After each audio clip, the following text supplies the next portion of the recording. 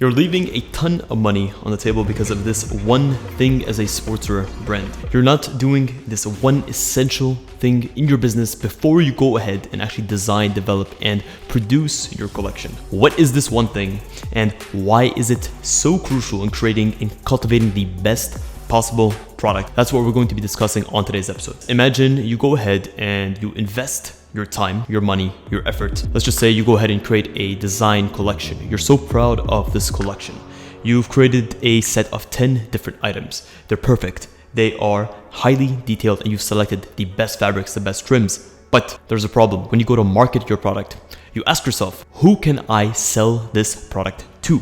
And you realize there is no buyer because you've actually never designed this product with someone in mind. This means that we as designers effectively must create a clear and concise consumer profile, otherwise noted as a customer avatar, in order to understand the unique needs, wants, challenges, and lifestyle depictions of our customer in order to effectively design, create, and market product that is destined to sell. On today's episode, we'll be looking at how to evaluate your customers, how to create a profile, what specific questions to ask, and ultimately to look at their preferences. Let's look at customer A versus customer B. Customer A, her name is Christine. Christine loves to spend time with friends. Christine doesn't necessarily work. She works from home. She's into health, into fitness, and she lives a very laid back and casual lifestyle. Versus, let's just say we have Catherine. Catherine is someone who is a hard worker and she's always busy. She wakes up at the crack of dawn,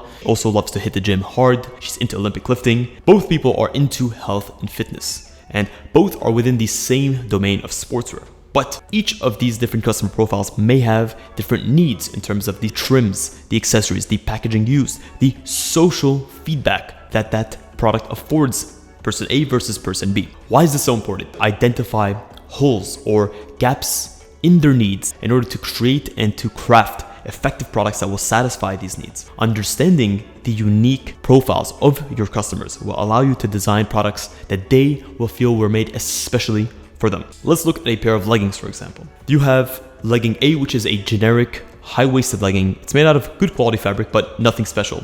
It's pretty plain in its approach, and at the same time, it's just your run-of-the-mill product that you can get in many brands. Versus legging B. Legging B is designed for mothers that are in their second trimester.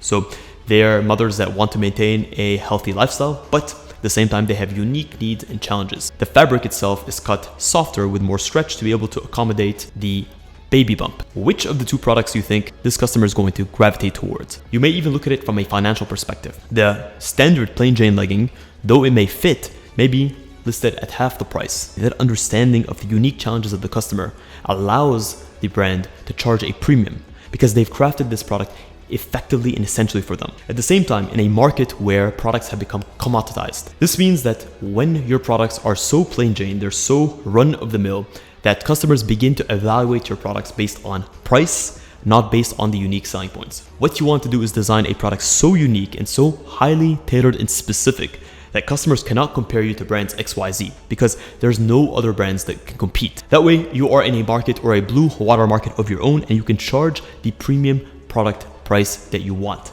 because they're no longer being able to compare apples to apples. They're having to go ahead and compare apples to oranges. The first thing that you need to look at is the age of the customer. In my opinion, the more specific the age range, try not to go over a 10 to 15 year age gap. So many customers or so many brands, they start off with a wide age range thinking that that's going to give them the widest net to catch the most amount of fish. But what they don't realize is that it's more likened to a wide net with a lot of holes in it. What we want is a smaller net, but a net that is built well and can capture all of the fish that it's able to come across. Next, you need to ask yourself, what is their occupation? Within this occupation, at what level of job do they reside? Let's put side by side a nurse and a financial analyst. A nurse will have a full schedule and will have specific time shifts that she needs to adhere to every single day.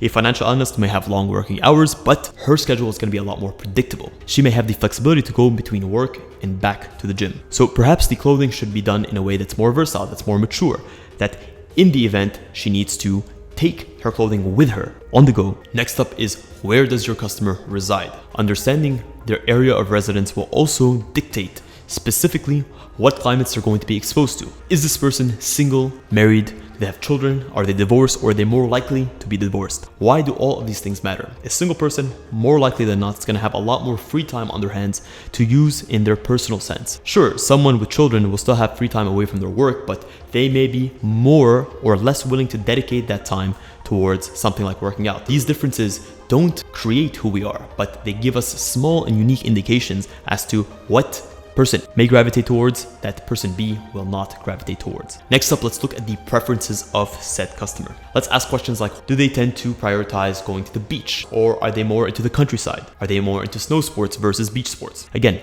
this gives you unique indications of the customer, how they think and where they're more likely to shop and on which platforms they're more likely to shop. Someone who is just into their own food may not be as willing to try new things. So unique and outlandish types of clothing that they're not used to, they may not respond well to. Last but not least, let's take a clear and concise look at your customer. Which other designers, what other designers in the space or brands in the space do they like? Do they gravitate towards? You can even go onto Facebook and to reverse search ad campaigns that these customers or these brands have performed to see how your customers that you have in mind are reacting to campaigns. And you can take elements of those campaigns to use in your own digital marketing specifications. If you guys are interested in having me personally help you to develop your own customer avatar profile, I offer one-on-one consultation calls every single week, but slots are limited. Check the link in the description, and I guarantee you guys will love working with me. If you don't, I'll give you your money back, no questions asked, and I stand by my word because I have been doing this for the last 7 years. I've helped thousands of brands to create a clear and concise business plan for their apparel brands, to identify a unique customer, to go through the design, the logistics, the manufacturing process, the e-commerce process, the digital marketing process, to give them the most clear-cut and effective way to build a $1 million plus brand. And I've done this time and time again, and I have the results and the testimonials to prove it. Guys, from the very bottom of my heart, thank you so much for tuning into this episode of Fit Design TV. Until next week's episode, stay awesome.